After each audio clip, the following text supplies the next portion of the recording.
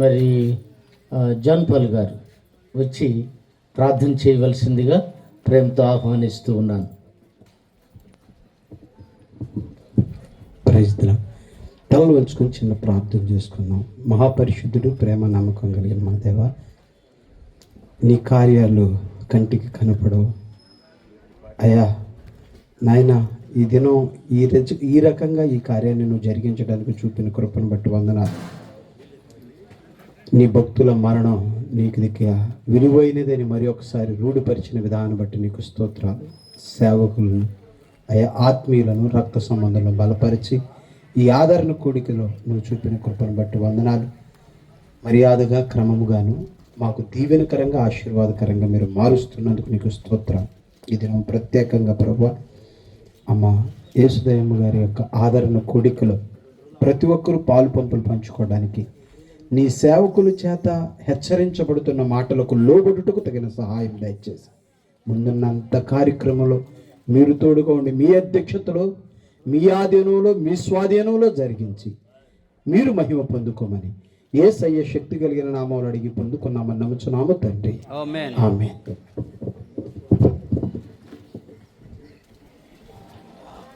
నేను రెండు తలంపులు చెబుతాను. పాత నిబంధనలో మనిషిని గురించి మట్టి, మాంసం, మరణం ఈ మూడే ఉంటాయి. మట్టి, మాంసం, మరణం, ఇదే మనిషి పూర్వ నిబంధనలో. నవ నిబంధనలో అక్కడి నుంచి అంటే మట్టితో మొదలయ్యి మాంసంగా మారిన తర్వాత అక్కడి నుంచి మాంసమే ప్రధానమైంది. మాంసంలో నుంచి మాంసము, మళ్ళీ మాంసం మట్టికి మారింది. సో అప్పటి నుంచి నవ నిబంధనలోనికి వచ్చేసరికి మాట, మాంసము, మట్టి, మహిమ. సో నవ నిబంధనలో మాట అదనంగా ముందు చేర్చబడింది, మళ్ళీ మహిమ దానికి ముగింపుగా చేర్చబడింది. మాట మాంసమై మన మధ్య కాపురం ఉండెను. కరెక్ట్గా యోహాను సువార్తని మనం ట్రాన్స్లేట్ చేయాలంటే మాట అంటే లోగోస్ అన్నాడు, దబార్ అన్నారు. మాట మాంసమై, సార్జ్ అంటారు గ్రీకులో. మాట మాంసమై కృపా సత్య సంపూర్ణతతో మన మధ్య కాపురం ఉండెను. కాపురం ఉండటం వేరు.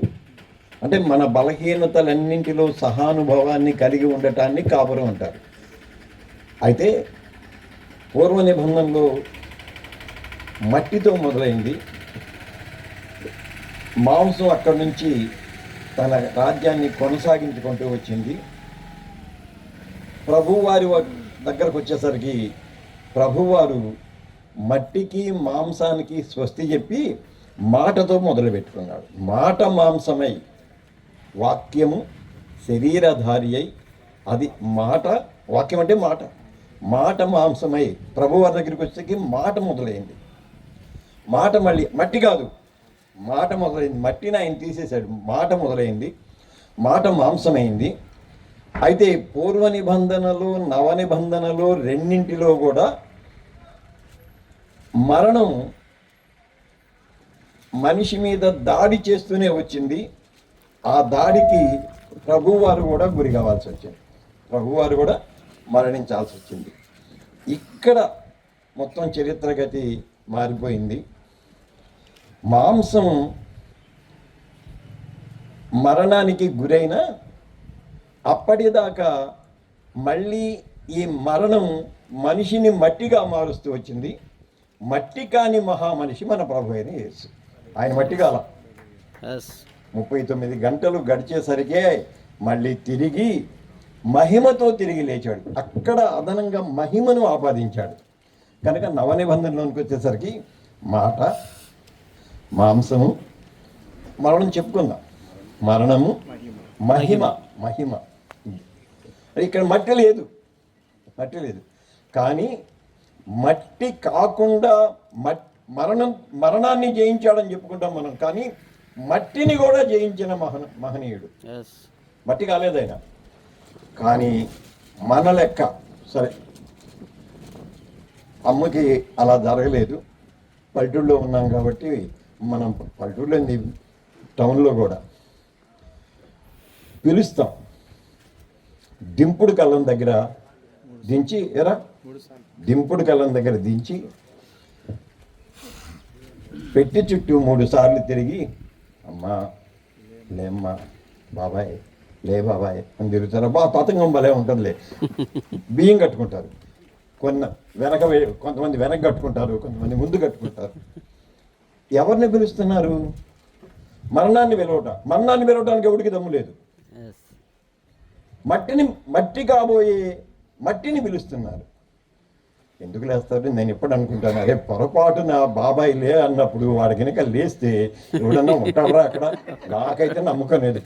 ఎవడికి వాడు పరారు. అందుకని నేను అంటే 1000 మందిని మట్టి చేసి ఉంటా, ఈ పిలుపు వింటానే ఉన్నాను. అక్కడ దేవుని వాక్యం చెప్పింది ఏంటంటే, మట్టిని పిలిచేది కూడా మళ్ళీ ఆయనే. అప్పుడు నీవు పిలిచెదవు, నేను పలికెదను. నేను పిలిస్తే మట్టే ఉన్నా పలికిద్దా? మట్టిని కూడా పిలిచే దేవుడు ఉన్నాడు. అప్పుడు నువ్వు పిలుస్తావు, నేను పలుకుతాను. ఆఖరి మాట ఏంటంటే, మార్టిన్ లూథర్ ఏమంటాడంటే, నేను నీ మట్టిగానే ఉంటాను మరణించిన అంటాడు. నేను మిగతా మట్టిలో కలవను. నన్ను మట్టి చేసినా నేను నీ మట్టిగానే ఉంటాను. ఎందుకంటే నీవు నన్ను పిలుస్తావు, నేను పలుకుతాను. పలికిన తర్వాత అప్పుడు మాట కలిశాక మహిమగా మారింది. మహిమలోనికి వెళ్తాం. అమ్మ మట్టిని దేవుడు పిలుచును గాక, అమ్మ పలికి మహిమలోనికి వెళ్ళును గాక.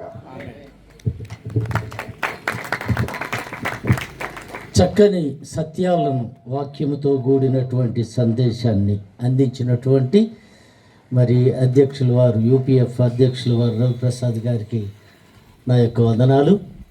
చివరిగా మన మధ్య ఉన్నటువంటి దేవుని సేవకులు ప్రతిభారావు గారు దేవుని యొక్క సందేశాన్ని అందించబోయే ముందు నేను ఒక చిన్న సాక్ష్యాన్ని చెప్పాలని ఆశపడుతూ ఉన్నాను.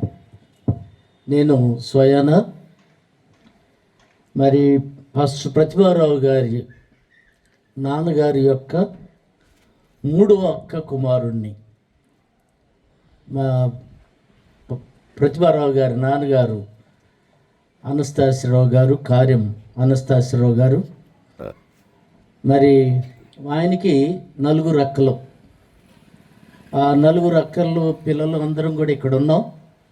నేను 3వ అక్కగారి యొక్క కుమారుణ్ణి. కాబట్టి నేను ప్రతిభారావు గారికి బావగారిని అవుతాను, నాకు ప్రతిభారావు గారు బావ అవుతాడు. నాకు ఆ వరుసలు తెలియదు సరిగా. మేము ఎప్పుడు కూడా బావ లేకపోతే మామ అని అనుకునేరు. నేను బ్రదర్ అనే అంటాను. సరే, ఏది ఏమైనప్పటికీ మా నేపథ్యం రక్త సంబంధులుగా ఉండే, బహుశా ఇంటర్మీడియట్ లోపు మా మావయ్య గారు మిలిటరీలో పనిచేసేవారు. ఆయనకి మంచి సహచరిని. నేను పుట్టిన తర్వాత మా అత్తమ్మ గారు దైమ గారిని కూడా నేను ఎరుగుదును. మా మామయ్య చాలా అందంగా ఉంటాడు. మా మామయ్య అందానికి పోటీగా మా అత్తమ్మ గారు కూడా ఉంటాడు. ఆమె కూడా మంచి కలరు, మంచి స్వరూపం కలిగినటువంటిది. కాబట్టి చిన్నతనం నుండి మేము ఎరుగుదాము. అలాగే మా మావయ్య గారికి కొంచెం కోపం ఎక్కువ, అది బయటికి కనపడిద్ది. మా అత్తమ్మ గారికి కూడా కోపం ఉంటుంది కానీ బయటికి కనపడదు. కాబట్టి ఆ వారసత్వం నాకు కొంచెం వచ్చింది, మేనమామ వారసత్వం.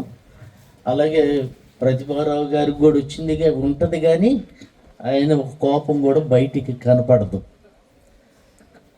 కాబట్టి ఇలాంటి నేపథ్యం ప్రతి ఒక్కరిలో కూడా, ఇక్కడ ఉన్నటువంటి వాళ్ళందరికీ కూడా 2 నియమాలు ఉంటాయి.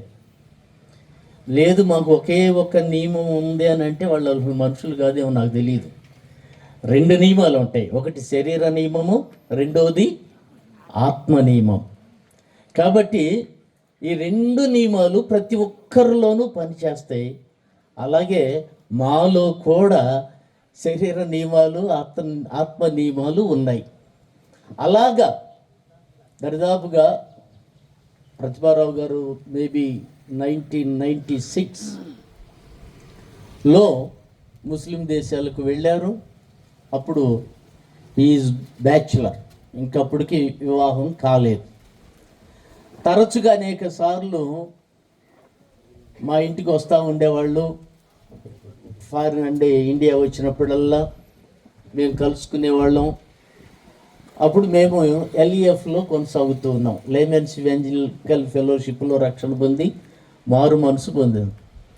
కాబట్టి అనేక సార్లు బావగారు మీరు అక్కడికి రావాలి, ఫారిన్ రావాలని అడుగుతూ ఉండేవాళ్ళు. నేను అయ్యా ఫెలోషిప్ వదిలిపెట్టి రావులే అయ్యా, నువ్వేమనుకోవద్దు అని చెప్తూ ఉండేవాళ్ళం. కానీ మరి పట్టువదలని విక్రమార్కుడిలాగా నేను, మా సతీమణి పాస్టమ్ గారు వారికి బాగా ఇష్టం కనుక మీరు రావాలి అన్నప్పుడు నేను కూడా 2006వ సంవత్సరంలో నేను ప్రతిభారావు గారితో కలిసి అబుదాబి వెళ్ళడం జరిగింది. అప్పటికి నాకు సంఘం లేదు, నేను LEFలోనే కొనసాగుతూ ఉన్నాను. కానీ నేను అబుదాబి వెళ్ళిన తర్వాత పాస్ గారి యొక్క ఆ చర్చి, ఆ సంఘము, ఆ ఉద్యోగము చూసి నేను బాగా ఆకర్షితుడనయ్యా. ఫెలోషిప్లో లేనటువంటి ప్రేమ, ఆదరణ నాకు అక్కడ ఆ సంఘంలోనూ సంఘ సభ్యుల్లోనూ నాకు కనపడింది. నేను కూడా దేవుని సేవ చేస్తే ఈ రీతిగానే చేయాలి అనే తీర్మానం నేను అబుదాబి సంఘంలో తీసుకున్నా. కాబట్టి ప్రియ దేవుని బిడ్డలారా, శరీర సంబంధులుగా ఉన్నటువంటి సమయము కంటే కూడా ఆత్మ సంబంధమైనటువంటి రీతిగా మా యొక్క బంధం అధికంగా బలపడింది. దేవుని దయ, పాస్ గారి యొక్క ప్రేమను బట్టి దరిదాపుగా 8 సార్లు నేను అబుదాబి వెళ్ళడం జరిగింది. 2006 నుండి 2014 సంవత్సరం వరకు, ఏదో మధ్యలో ఒక్క సంవత్సరం ఏదో వెళ్ళలేదు. దాదాపు 8 సార్లు వెళ్ళాను. అక్కడ సంఘాన్ని బలపరచడానికి పాస్టర్ గారితో కలిసి దేవుని సేవ, సంఘాన్ని ఒంటరిగా అన్నిసార్లు వెళ్ళినప్పుడల్లా 3 నెలలు, లేకపోతే 2 నెలలు, లేకపోతే నెల, ఒక్కోసారి 15 రోజులు కూడా ఉన్నాను. ఇలాగా ప్రతిభారావు గారి సంఘాన్ని కాయటానికి దేవుడు నాకు ఒక మంచి తరుణం ఇచ్చాడు. శరీర సంబంధం కంటే కూడా ఆత్మీయ సంబంధంతోనే స్టిల్ నౌ ఇప్పటి వరకు మేము కొనసాగాం. కాబట్టి ఈ సమయంలో నేను వారికి నిండు వందనాలు తెలియజేస్తూ ఉన్నాను. కాబట్టి గొప్ప దైవజనులు మా కుటుంబములో మా యొక్క రక్త సంబంధుడుగా మరి గొప్ప ఎన్నో అందరూ వెస్ట్రన్ కంట్రీస్కి వెళ్ళటానికి ఆశపడతారు. ఎందుకంటే అక్కడ డబ్బు ఉంటుంది, హోదా ఉంటుంది, అన్నీ ఉంటాయి వెస్ట్రన్ కంట్రీస్లో. కానీ ఆఫ్రికన్ కంట్రీస్లో అన్ని పేద దేశాలు. మనకంటే కూడా మనం 500 ఇస్తే దాదాపు 25,000తో సమానం వాళ్ళకి. అంత పేద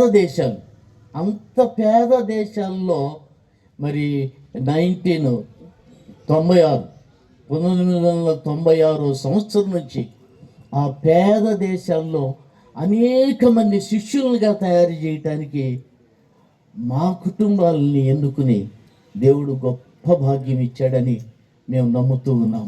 కాబట్టి మరి మా అత్తమ్మ గారు, మరి నేను దేవుని సేవలో సంపూర్ణంగా పాస్ గారితో కలిసి నేను కొనసాగున్నప్పుడు అంటే ఎప్పుడు ప్రేమతోనే చూసేవాళ్ళు. మా మావయ్య గారు మిలిటరీ నుంచి వచ్చినప్పుడల్లా కలుసుకునేవాళ్ళం. ఇంటికి కూడా వచ్చాము చాలాసార్లు. బావిలో నీళ్లు తీసి టమాటాలు వేసేవాళ్ళు అప్పుడు ఎక్కువగా ఈ పొలాల్లో. ఆ టమాటాలకు నీళ్లు పోయడం కూడా జరిగింది సెలవులకు వచ్చినప్పుడు. కాబట్టి ఆ బాల్య దినాల కంటే కూడా ఇప్పుడు ఆత్మీయమైనటువంటి దినాల్లోనే ఎక్కువ అవకాశాన్ని దేవుడు నాకు ఇచ్చాడు. వారు మన మధ్య ఉండడం నిజంగా ఆశీర్వాదకరం. నేను బంధుత్వంతో చెప్తలేదు, ఆత్మీయంగానే అలాంటి దైవజనులు మనతో ఉంటే మంచిది అని ఆ దేవుడు కూడా మనతో ఉండుటకు మంచి ఆరోగ్యమునిచ్చి ఈ రీతిగా మన మధ్య నిలబెట్టాడు దేవుడు. కేవలం ప్రతిభారావు గారి యొక్క అవసరత మనకు ఉండుటను బట్టే దేవుడు మంచి స్వస్థతనిచ్చాడు. మరణపు అంచులకు తీసుకుని వెళ్ళి మళ్ళీ తిరిగి ఇదిగో సంఘాలను బలపరచాలా, దేవుని సేవకులను ఆదరించాలా, ఇంకా దేవుని సేవ బలమైందిగా జరగాలన్న మంచి ఉద్దేశంతోనే ప్రతిభారావు గారిని మన మధ్య దేవుడు నిలబెట్టాడు. దేవుడికి వేలాది స్తుతులు స్తోత్రం. ఇప్పుడు దేవుని సేవకులు ప్రతిభారావు గారు మనకు కృతజ్ఞతాస్తులు తెలియజేస్తున్నాను. యేసయ్య ప్రేమ ద్వారా, యేసయ్య కృప ద్వారా రక్షణ పొంది ఈ యొక్క స్థలంలో నిలబడటానికి, పరిశుద్ధమైన యేసయ్య మాటలు తెలియచేయడానికి మంచి అవకాశాన్ని కలుగు చేసినందుకు యేసు ప్రభు నామానికి మొదటిగా కృతజ్ఞతలు తెలియజేస్తూ ఉన్నాను. రెండవదిగా మన మధ్యలో ఉన్నటువంటి యూపీఎఫ్ వ్యవస్థాపకులు అన్నయ్య గారు రవిప్రసాద్ గారికి, యూపీఎఫ్ నాయకులందరికీ, సేవకులందరికీ, మా బావగారు రవి గారికి, తర్వాత పృథ్వీరాజ్ గారికి నా యొక్క హృదయపూర్వకమైనటువంటి వందనాలు తెలియజేస్తున్నాను. దేవుని యొక్క సన్నిధిలో ఉన్నటువంటి బంధువులందరికీ బట్టి ఎస్ఐకి వందనాలు, కృతజ్ఞతలు తెలియజేస్తూ ఉన్నాను. ప్రియమైనటువంటి ప్రజలారా, సేవకులారా, సమయంలో ఒక మాటను జ్ఞాపకం చేసుకుని, ఒక సత్యాన్ని జ్ఞాపకం చేసుకుని, తర్వాత నేను పరిశుద్ధాత్మను బయలుపరిచినటువంటి సత్యాలను తెలియచేయాలని ఆశపడుతూ ఉన్నాను. తెస్సలోనికీయులకు రాసినటువంటి మొదటి పత్రిక 4వ అధ్యాయం 13 నుంచి 18 వరకు నేను చదవాలని ఆశపడుతూ ఉన్నాను. తెస్సలోనికీయులకు రాసినటువంటి మొదటి పత్రిక.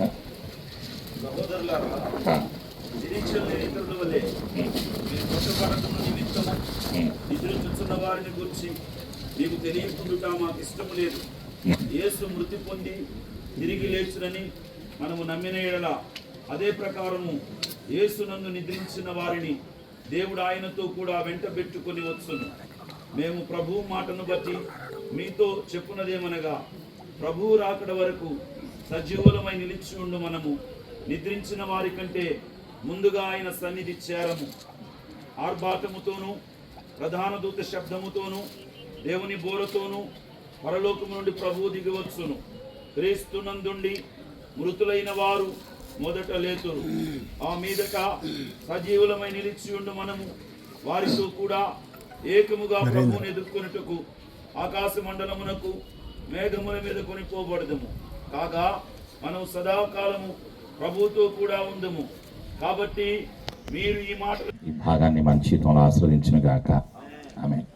ప్రియమైనటువంటి సంఘమా ప్రజలారా, పరలోకములో ఎవరు ఉన్నారు, పరలోకములో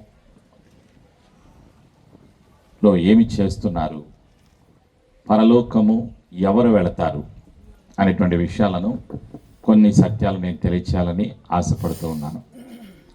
పరలోకము ఇక్కడ లేదు, భూమి మీద లేదు. ఆకాశాల పైన, మేఘాల పైన పరలోకం ఉన్నది. ఆ పరలోకంలో దేవుని యొక్క సింహాసనము ఉన్నది, తండ్రి యొక్క సింహాసనము ఉన్నది, తండ్రి అయిన యెహోవా యొక్క సింహాసనము ఉన్నది. తండ్రి కుడి ప్రక్కన ప్రభు అయినటువంటి లోకరక్షకుడు అయినటువంటి యేసు క్రీస్తు వారు కూర్చొని ఉన్నారు. అక్కడ పరిశుద్ధాత్మ దేవుడు ఉన్నారు. ప్రియమైనటువంటి సంఘమా, అక్కడ పరలోకములో కోటాను కోట్ల దేవదూతల సమూహాలు ఉన్నాయి. వాళ్ళకి అనేక రకాలైనటువంటి బాధ్యతలు ఉన్నాయి, వాయిద్యాలు వాయించేటువంటి దేవదూతలు ఉన్నారు, స్తుతి ఆరాధనలో పాటలు పాడేటువంటి వాళ్ళు ఉన్నారు. ఈ విధంగా అనేక రకాలైనటువంటి దేవదూతలు అనేక విధాలుగా వాళ్ళు పనులు చేస్తూ ఉన్నారు. కొందరికి రెక్కలు ఉన్నాయి, కొందరికి 2 రెక్కలు, కొందరికి 4 రెక్కలు, కొందరికి 6 రెక్కలు. ఈ విధంగా మహిమతో ఉన్నది ఆ యొక్క పరలోకం. అక్కడ నిత్యము ఆరాధన జరుగుతూ ఉన్నది. అక్కడ పరిశుద్ధుడు పరిశుద్ధుడు పరిశుద్ధుడు అని నిత్యము వాళ్ళు ఆరాధన చేస్తూ ఉన్నారు. పగలు రాత్రి అక్కడ ఆరాధన చేస్తూ ఉన్నారు. కోటాను కోట్ల దేవదూతలు అక్కడ ఆరాధన చేస్తూ ఉన్నారు. 24 పెద్దలు అక్కడ ఉన్నారు. వాళ్ళందరూ కూడా వారి యొక్క తలల మీద ఉన్నటువంటి కిరీటాలు యేసయ్య పాదాల వద్ద పెట్టి వాళ్ళు కూడా ఈ ఆరాధనలో ఏకీభవించి పరిశుద్ధుడు పరిశుద్ధుడు పరిశుద్ధుడు అని నిత్యము పరలోకములో ఆరాధన చేస్తూ ఉన్నారు. పరలోకంలో ఇంకా ఎవరున్నారు అంటే అక్కడ పరిశుద్ధులందరూ కూడా ఉన్నారు. జీవ గ్రంథములో ఎవరి పేరైతే వ్రాయబడి ఉన్నదో వారందరూ కూడా అక్కడ పరలోకములో ఉన్నారు. ప్రేమైనటువంటి సంఘమ, అయితే ఈ పరలోకానికి వెళ్ళబోయే ముందుగా మనం తెలుసుకోవాల్సినటువంటి సత్యం ఏమిటి అంటే పరలోకములో సూర్యుడు లేడు, పరలోకములో పగలు లేదు, పరలోకములో రాత్రి లేదు. సూర్యుడు లేదు, పగలు లేదు, రాత్రి లేదు, చీకటి లేదు. పరలోకములో పాపము లేదు, పరలోకములో దయ్యాలు లేవు, పరలోకములో సాతానుడు లేడు, పరలోకములో రోగము లేదు, పరలోకములో వ్యాధులు లేవు, పరలోకములో డాక్టర్లు లేరు, హాస్పిటల్ లేరు, మందులు లేరు, వైద్యం లేదు, పరలోకములో ఆకలి లేదు, పరలోకములో దప్పిక లేదు, పరలోకములో నిద్ర లేదు, పరలోకములో అలసట లేదు, పరలోకములో మానవుడి భూలోకంలో అనుభవిస్తున్నటువంటి కష్టాలు లేవు, భయాలు లేవు, మోసాలు లేవు, దౌర్జన్యం లేదు, హింస లేదు, లంచాలు లేవు, రాజకీయ వ్యక్తులు లేరు. ప్రియమైనటువంటి సంఘమ, పరలోకం నిరంతరముకు సమాధానముతో పరిశుద్ధతతో తండ్రి మహిమతో వెలుగుతో నింపబడి ఉన్నది. ఇది పరలోకం. ఆ పరలోకానికి ఎవరు వెళతారు, ఎక్కడెక్కడ నివసిస్తారు అంటే ఎవరైతే జీవ గ్రంథంలో వారి పేర్లు ఉంటాయో వాళ్ళు మాత్రమే అక్కడికి వెళతారు. పరలోకానికి వెళ్ళాలి అంటే భూలోకములో శరీరములో ఉన్నప్పుడే, ఈ యొక్క మనిషి యొక్క శరీరము మట్టిలో కలవక ముందే మనిషి యొక్క శరీరంలో మనిషి యొక్క ఆత్మ ఉన్నప్పుడే తన మనసుతో తన హృదయములో ప్రభు అయిన యేసుక్రీస్తు వారిని అంగీకరించాలి. ఎవరు ప్రభు అయినటువంటి యేసుక్రీస్తు వారు?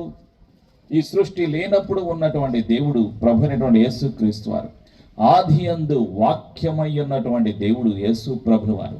ఆ వాక్యమే శరీరధారిగా మన మధ్య నివసించినటువంటి సత్య సంపూర్ణుడు పరిశుద్ధుడు, పరలోకాన్ని నుండి భూలోకానికి వచ్చినటువంటి అద్వితీయ మహిమగల దేవుడు ప్రభు అయినటువంటి యేసుక్రీస్తు వారు. పరలోకానికి భూలోకానికి మార్గాన్ని చూపినటువంటి మార్గదర్శి ప్రభు అయినటువంటి యేసుక్రీస్తు వారు. అందుకే ప్రభు అయిన యేసుక్రీస్తు వారి భూలోకంలో ఉన్నప్పుడు ఏమన్నారంటే, నేనే మార్గమును, నేనే సత్యమును, నేనే జీవమునై ఉన్నానని యేసు ప్రభు వారు సెలవిచ్చి ఉన్నారు. పరలోకానికి వెళ్ళాలి అంటే, తండ్రి ఇంటికి వెళ్ళాలి అంటే, తండ్రి ఇంటిలో నిత్యము నివాసము కలిగి జీవించాలి అంటే మానవుడు ఈ భూలోకములో నివసించినప్పుడే ప్రభు అయినటువంటి యేసు క్రీస్తు వారిని అంగీకరించాలి, రక్షణ కలిగి జీవించాలి. మానవులందరి కొరకు ప్రభు అయిన యేసు క్రీస్తు వారు సిలువలో మరణించారు. అన్ని కులాలు, అన్ని జాతులు, మతాలు, దేశాలు, ప్రజలందరి కొరకు తన యొక్క ఒకే ఒక మరణము ద్వారా మానవులందరి యొక్క పాపాన్ని, శాపాన్ని సిలువలో అంతము చేసినటువంటి సర్వశక్తిమంతుడు ప్రభు అయిన యేసుక్రీస్తు వారు. మరణమును గెలిచిన సృష్టికర్త, మృత్యుంజయుడు, పునరుత్థానుడైన యేసు ప్రభువారు సిలువలో తన కాచిన పరిశుద్ధ రక్తములో పాపిని పవిత్రునిగా చేసిన దేవుడు, పాపాలను కడిగి వేసినటువంటి దేవుడు. యేసు రక్తము ప్రతి పాపము నుండి మనలను పవిత్రునిగా చేయను. ఎవరైతే యేసు ప్రభు వారు సిలువలో చేసినటువంటి ఆ యొక్క కార్యాన్ని, యేసు మరణమును పునరుత్థానమును విశ్వసించి యేసు ప్రభుని హృదయములో రక్షకునిగా అంగీకరించి నోటితో యేసు ప్రభు రక్షకుడిని విశ్వసించి వాక్యమునకు లోబడి పశ్చాత్తాపముతో కూడిన ముంచుడు బాప్తిజం తీసుకొని యేసు ప్రభు వారి యొక్క రాకడ కొరకు నిరీక్షణ కలిగి జీవిస్తూ ఉంటారో వారందరూ కూడా పరలోకానికి వెళతారు. ప్రియమైనటువంటి సంఘమా, మా తల్లి గారు యేసుదయ్యమ్మ గారు రక్షణ పొంది ఉన్నారు, బాప్తిజం తీసుకుని ఉన్నారు. సత్యం ఏం తెలియచేస్తుంది అంటే, ప్రాణము శరీరాన్ని వదిలిపెట్టిన తర్వాత పరిశుద్ధులందరూ కూడా దేవుని యొక్క సన్నిధిలోకి వెళతారు, పరలోకానికి వెళతారు. ప్రభువైన యేసుక్రీస్తు వారు రెండవసారి రాబోతున్నారు. ఎవరి కొరకు రాబోతున్నారు? ఈ లోకములో ఉన్నటువంటి పాపుల కొరకు కాదు, అన్యాయము అక్రమం చేసేటువంటి పాపుల కొరకు కాదు, రక్షణ పొందినటువంటి సార్వత్రిక సంఘముల కొరకు, విశ్వాసుల కొరకు ప్రభు అయినటువంటి యేసుక్రీస్తు వారు రెండవసారి రాబోతున్నారు. యేసు ప్రభులు వారు సూర్యుడి కింద మేఘాల పైన ప్రత్యక్షం అవుతారు. కొన్ని వందల వేల కోట్ల దేవదూతల సమూహంతో రాబోతూ ఉన్నారు. తండ్రి మహిమతో ప్రభు అయినటువంటి యేసుక్రీస్తు వారు రాబోతూ ఉన్నారు. మధ్యాకాశంలోకి కడబోర శబ్దము వినగానే మృతులు, క్రీస్తునందున్నటువంటి మృతులు మొదటిగా లెగుస్తారు. వాళ్ళు మధ్యాకాశంలో యేసు ప్రభు వారిని కలుస్తారు. ఆ తర్వాత సజీవులమైనటువంటి మనము ఇప్పుడు ఈ స్థలములో మనమంతా ఉన్నాం. రక్షణ పొందినటువంటి మనం అంతా కూడా యేసు ప్రభు వారు మధ్యాకాశంలోకి ఈ సమయంలో వచ్చారనుకోండి. ఈ రహస్య రాకడలో మనం రెప్పపాటున మార్పు చెంది మహిమ దేహము కలిగి మధ్యాకాశంలో యేసు ప్రభు వారిని కలుసుకుంటాం. అక్కడ పరిశుద్ధులందరినీ కూడా కలుసుకుంటాం. ప్రేమైనటువంటి సంఘమా, ఆ తర్వాత 7 సంవత్సరాలు మధ్యాకాశములో యేసు ప్రభుతో ఉన్న తర్వాత భూలోకములో సార్వత్రిక సంఘముతో యేసు ప్రభులు వారు అడుగు పెడతారు. ప్రియమైనటువంటి సంఘమా, అడుగు పెట్టిన తర్వాత యెరూషలేములో గోల్డెన్ గేట్ అంటాం, అది బంగారపు ద్వారము నుండి యెరూషలేము లోపలికి ప్రవేశిస్తారు. యెరూషలేములో ప్రభు అయినటువంటి యేసు క్రీస్తు వారు ఈ భూలోకాన్ని 1000 సంవత్సరాలు పరిపాలన చేస్తారు. 1000 సంవత్సరాలు, మిలేనియం రూల్. ప్రకటన గ్రంథం 20వ అధ్యాయంలో 5వ వచనంలో తెలియచేయబడింది. మొదటి పునరుత్థానములో పాలుగలవారు ధన్యులు, వారి మీద రెండవ మరణమునకు అధికారము లేదు. ప్రియమైనటువంటి సంఘమా, వారు యేసు ప్రభుతో కలిసి రాజ్యము చేస్తారు. అంటే రక్షణ పొందినటువంటి వారు యేసు ప్రభుతో కలిసి భూలోకంలో 1000 సంవత్సరాలు పరిపాలన చేయబోతూ ఉన్నారు. ఆలోచన చేయండి, ఎంతటి ధన్యత! ధనముతో కొనలేనటువంటిది, డబ్బుతో, అధికారముతో మనుషులు కొనలేనటువంటి రక్షణ యేసయ్య తన కృప ద్వారా మానవ జాతికి అనుగ్రహించారు. డబ్బుతో కొనలేనటువంటి రక్షణను యేసయ్య ఉచితంగా అనుగ్రహించారు. రక్షణను మానవుడు కొనలేడు, తండ్రి ప్రేమను మానవుడు కొనలేడు, తండ్రి అనుగ్రహించినటువంటి నిత్య జీవాన్ని మానవుడు కొనలేడు, పరలోకాన్ని మానవుడు కొనలేడు. ప్రేమైనటువంటి సంఘమా, ప్రజలారా, మానవుడు, మనుషుడు తన యొక్క శక్తితో, జ్ఞానముతో, ధనముతో, తన కలిగి ఉన్న వాటితో కొనలేనటువంటి నిత్య నివాసములోకి, పరలోక రాజ్యములోకి తీసుకొని వెళ్ళటానికి యేసు ప్రభు వారు రాబోతున్నారు రెండవసారి. వచ్చిన తర్వాత ఆ యేసు ప్రభుతో కూడా నీవు నేను నివసించటానికి అవకాశాన్ని, మార్గాన్ని ఇవ్వబోతూ ఉన్నారు. ఆ 1000 ఏళ్ల పరిపాలన భూలోకంలో అయిపోయిన తరువాత క్రొత్త ఆకాశాన్ని, క్రొత్త భూమిని నిర్మించి, సృష్టించి నిరంతరము పరిశుద్ధుల సమూహము, సార్వత్రిక సంఘము యేసయ్యతో కలిసి నిరంతరము నివసించేటువంటి ధన్యత, ఆశీర్వాదాన్ని ఇవ్వటానికి